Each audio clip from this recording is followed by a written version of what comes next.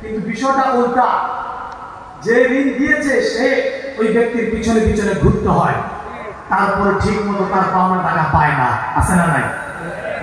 না, সব মানুষদেরকে ঋণ দিবেন, কর্জে হাসানা দিবেন, এটা অনেক বড় সওয়াবের কাজ। এই লেখাটা জান্নাতের দরজার মধ্যে লেখা আছে। জান্নাতের দরজা 8টা। এই দরজা দিয়ে কারা প্রবেশ করবে?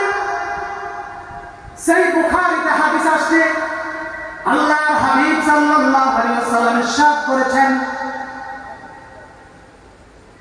মান কানা মিন আহলিস সালাতি দুইয়া মিন বাবিস সালাত। আল্লাহর হাবিব বলেছেন, যারা দুনিয়াতে নামাজ পড়েছে, দুনিয়াতে যারা নামাজি ছিল, ওই সকল নামাজিদেরকে জান্নাতে বাবুস সালাহ নামক দরজা দিয়ে ঢাকা হবে। দুনিয়াতে যারা নামাজ পড়েছে, ওই সকল নামাজিদেরকে জান্নাতে বাবুস সালাহ নামক দরজা দিয়ে ঢাকা হবে, জান্নাতে প্রবেশ করানো হবে। আল্লাহু আকবার।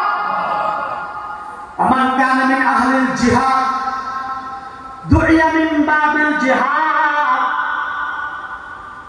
যারা আল্লাহর জমিনে আল্লাহর দ্বীনকে প্রতিষ্ঠা করার লক্ষ্যে রক্ত দিয়েছে, রাত দিন অক্লান্ত পরিশ্রম করে আল্লাহর জমিন আল্লাহর কোরআনের শাসনকে প্রতিষ্ঠা করার জন্য জীবন দেওয়ার জন্য প্রস্তুত ছিল, ওই সকল মুজাহিদদেরকে জান্নাতে বাবুল জিহাদ নামক দরজা দিয়ে ডাকা হবে।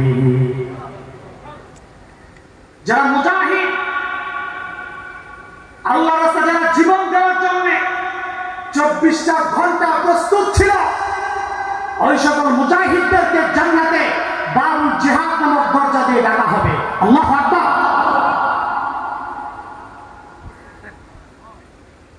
বর্তমানে আমার দেশের একটি রাজনৈতিক দল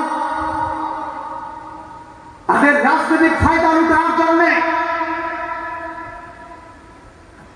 ইসলামপন্থীদেরকে মৌলবাদ আর জঙ্গিবাদের তকমা দিয়ে নিজেদের রাজনৈতিক ফায়দা লুটানোর জন্য, নিজেদের ফায়দা কিভাবে লুটানো যায় সেই ফায়দা লুটানোর জন্য ইসলামের বিরুদ্ধে আচরণ করে, ইসলামের বিরুদ্ধে ষড়যন্ত্র করে, ইসলামপন্থীদেরকে মৌলবাদ আর জঙ্গিবাদের তকমা দিয়ে থাকে।